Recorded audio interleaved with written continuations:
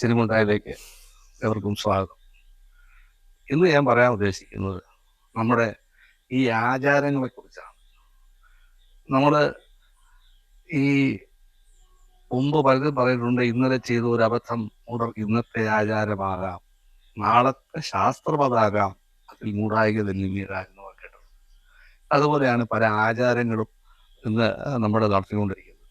അതിനൊരു ഉദാഹരണം, മുമ്പ് വർഷങ്ങൾക്ക് മുമ്പ് ഒരു വീട്ടിലെ കാർന്നോര് മരിച്ചു.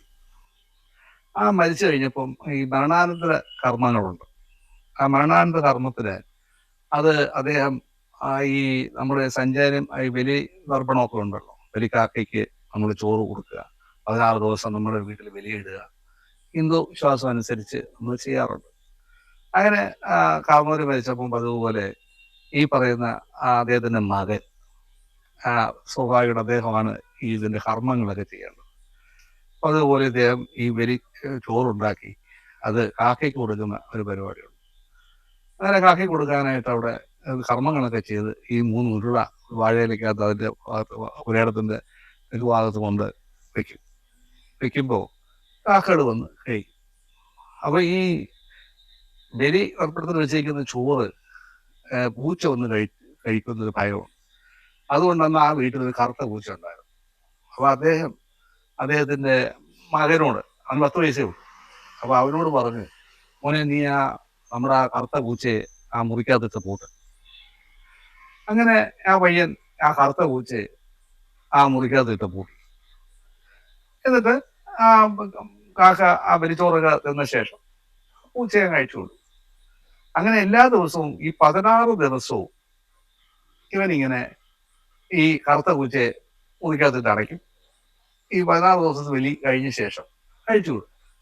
അപ്പൊ എല്ലാ ദിവസവും 1 മണിക്കൂർ പൂച്ചയെ നമ്മൾ മുറിക്കകത്തിട്ട് പൂട്ടും, കാരണം ബലിച്ചോറ് കഴിക്കാൻ പാടില്ല. അപ്പൊ അത് അങ്ങനെ കാലങ്ങൾ കഴിഞ്ഞു. ഈ പറയുന്ന ഈ 10 വയസ്സുള്ള പയ്യൻ വലുതായി. അപ്പൊ അയാളുടെ അച്ഛൻ മരിച്ചു. ഈ കർമ്മങ്ങളൊക്കെ ചെയ്ത മനുഷ്യൻ മരിച്ചപ്പോൾ പയ്യൻ വീണ്ടും ഇതുപോലെ പിന്നെ കാലങ്ങൾ കഴിഞ്ഞല്ലോ. അപ്പൊ അദ്ദേഹം മരിച്ചപ്പം വലിയ തർപ്പണം നടത്തണം. അതിനെ കൊണ്ടുവന്നു. അദ്ദേഹം ചോറ് ബലിക്കാക്കയ്ക്ക് ചോറ് കൊടുക്കണമെന്ന് അറിയാം. അപ്പൊ അപ്പോഴാണ് ഓർത്തത് വീട്ടിൽ പൂച്ചയില്ല. കാരണം അച്ഛനുള്ളപ്പം ഒരു കറുത്ത പൂച്ച, അപ്പൂപ്പന്റെ ഒരു വേണ്ടി കറുത്ത പൂച്ചയെ കൊണ്ടുവന്ന് മുറിക്കകത്ത് അടച്ചിടുമായിരുന്നു. അപ്പൊ അത് അവിടെ പൂച്ചയില്ല. ഈ പയ്യൻ എവിടേക്കോ പോയി ഒരു കറുത്ത പൂച്ചയെ കൊണ്ടുവന്ന് വീട്ടിന് അകത്ത് മുറിക്കകത്ത് അടച്ചിട്ടു. അപ്പൊ അവൻ ധരിച്ചു വെച്ചിരിക്കുന്ന ഇങ്ങനെയുള്ള ഈ കർമ്മം ചെയ്യണമെങ്കിൽ ഈ കറുത്ത പൂച്ചയെ മുറിക്കകത്ത് അടച്ചു വിടണം. അവൻ വളരെ കഷ്ടപ്പെട്ട് സംഘടിപ്പിച്ച് കൊണ്ടുവന്ന് ഈ കറുത്ത പൂച്ചയെ കൊണ്ടുവന്ന് അടച്ചിട്ടു. അങ്ങനെ ആ 16 ദിവസവും ആ കർമ്മം നടക്കും. അപ്പൊ ഇത് കാണുന്ന നമ്മളെല്ലാവരും ധരിക്കും ഇങ്ങനെയാണ് ഓരോ ആചാരങ്ങൾ ഉണ്ടാകുന്നത്. അതുപോലെ തന്നെ ഒരു ആചാരം ഉണ്ടായ ഒരു സംഭവമാണ്, വലിയൊരു കാർന്നവര്, വളരെ പ്രഗത്ഭമായ തറവാട്ടിലെ കാർന്നവര് മരണപ്പെട്ടു. അപ്പം പല പല ജില്ലകളിലുള്ള സംബന്ധ വീടുകളിൽ നിന്നൊക്കെ ആളുകൾ വന്നു. കർമ്മങ്ങളൊക്കെ ചെയ്താന്നൊക്കെ എല്ലാവരും വന്നപ്പോൾ കാണാം, ബോഡിയുടെ അരികിലായിട്ട് വിളക്ക് കത്തിച്ച് വെച്ചിട്ടുണ്ട്. അവിടെ ഒരു പച്ച മത്തങ്ങ അതിന്റെ ബോഡിയുടെ സൈഡിൽ വെച്ചിട്ടുണ്ട്, വിളക്ക് കത്തിച്ച് വെച്ചിട്ടുണ്ട്, അതിന്റെ തലയിരിക്കും.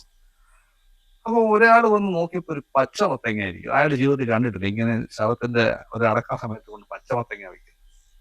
ഇയാൾ പെട്ടെന്ന് അവിടുത്തെ നടത്തുകാരൻ ഒരു മോനോട് വിളിച്ചു, ചേട്ടാ ആ ഒരു പച്ച മത്തങ്ങ അത് എന്ത് ആചാരമാണ്, നമ്മൾ ഒന്നും കണ്ടിട്ടില്ലല്ലോ.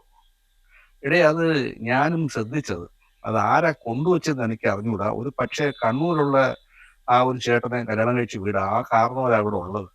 അങ്ങേര് വല്ലതും ഇതുകൊണ്ടും അവിടുത്തെ ആചാരം വല്ലതും ആണോന്നോ, ചിലപ്പോൾ പക്ഷെ അങ്ങനത്തെ ആചാരമായിരിക്കാം. അങ്ങനെ കുറച്ച് കാര്യങ്ങളൊക്കെ ചെയ്ത് ഇയാളെ എന്നാ കണ്ണൂരുള്ള കാരണവർക്ക് വെച്ച് ചേട്ടൻ പറയുന്നതാണോ പച്ചമത്തങ്ങ അവിടെ കൊണ്ടുവച്ചത്? ഞാൻ കണ്ടു, പക്ഷെ ആ പച്ചമത്തങ്ങ അത് ആര് കൊണ്ടുവച്ചു? ഞങ്ങളോട് അങ്ങനെ ആചാരമൊന്നുമില്ല. ഞാൻ വെച്ച് ഇവിടുത്തെ ആചാരമായിരിക്കും. പറഞ്ഞു, അല്ല ഒരു പക്ഷെ ഇനി പാറശാലയിൽ നിന്ന് നമ്മുടെ ചേട്ടൻ ഉണ്ടല്ലോ, ഇനി അങ്ങയുടെ വല്ല ആചാരം അവിടുത്തെ ഒരു ആചാരം വല്ലതും ആണ്.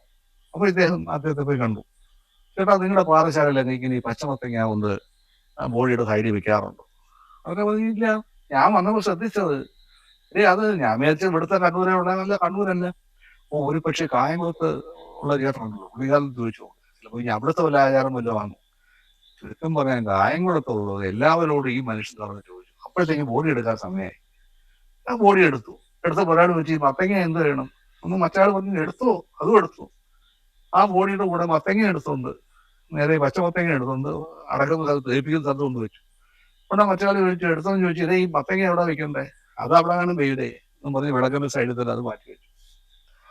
അപ്പൊ ഇയാളെ ഇത് തീർന്നില്ല. അയാൾ പറഞ്ഞു ഈ പച്ചമത്തങ്ങ ആര് കൊണ്ടുവന്നു, ആര് വാങ്ങിച്ചു? അപ്പൊ ചോദിച്ചു ഈ പച്ചമത്തങ്ങ ആരാ ഇവിടെ കൊണ്ടുവച്ചേ? അത് നമ്മുടെ ഗോവാനാ.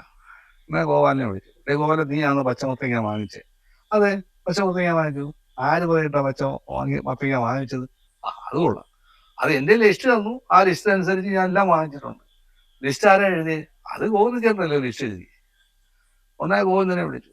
ഗോവിന്ദ ഇയാൾ ഈ പച്ചമത്തങ്ങ എന്താ ലിസ്റ്റ് കൊടുത്തതുകൊണ്ട് പറയും ഞാൻ കൊടുത്തില്ല. പിന്നെ പച്ചമത്തങ്ങ വാങ്ങിച്ചു കഴിയും. ഞാൻ വെച്ചിട്ടില്ല, ഞാൻ എഴുതിയിട്ടില്ല. നീ ഒന്ന് മറ്റേ ആര് പോയി അമ്മയുടെ ലിസ്റ്റ് പ്രകാരമില്ലേ ഞാൻ വാങ്ങിച്ചു. അപ്പം ലിസ്റ്റ് എടുത്തോണ്ട് തോന്നുന്നു. അപ്പൊ അതിനകത്ത് എഴുതുന്നത് പച്ച മഞ്ഞൾ. ആ പച്ച മഞ്ഞൾ. അപ്പൊ ഈ കണ്ട ആളുകളെല്ലാം അടുത്ത ആൾ മരണം നടക്കുമ്പോൾ അവര് പറയും ഇന്ന വീട്ടില് നമുക്ക് പച്ചമത്തങ്ങ ശവത്തിന്റെ അല്ലെങ്കിൽ അടക്കുന്ന സാറിന്റെ സൈഡിൽ വെക്കണം എന്ന് അവർ മനസ്സിലാക്കി. അവർ വലിയ കാരണവരല്ലേ. അപ്പൊ അവർ വെക്കുമ്പോൾ നമ്മൾ അത് വെച്ചില്ലെങ്കിൽ മോശമല്ലേ. അങ്ങനെയാണ് ഈ ആചാരങ്ങൾ ഉണ്ടാകുന്നത്. അതുകൊണ്ട് നമ്മൾ ഓരോ ആചാരങ്ങൾ ചെയ്യുമ്പോൾ മിനിമം നമ്മളൊന്ന് ആലോചിക്കുക, ഇത് ശരിയാണോ, ഇതുകൊണ്ട് എന്താണ് പ്രയോജനം, ഇതിന്റെ ശാസ്ത്രീയമായിട്ടുള്ള തത്വം എന്താണ് എന്നൊക്കെ ഒന്ന് മനസ്സിലാക്കുന്നത് നല്ലതാണ്. ഇനി നിങ്ങൾ അതുകൂടെ ഒന്ന് ശ്രമിക്കുക. നന്ദി, നമസ്കാരം.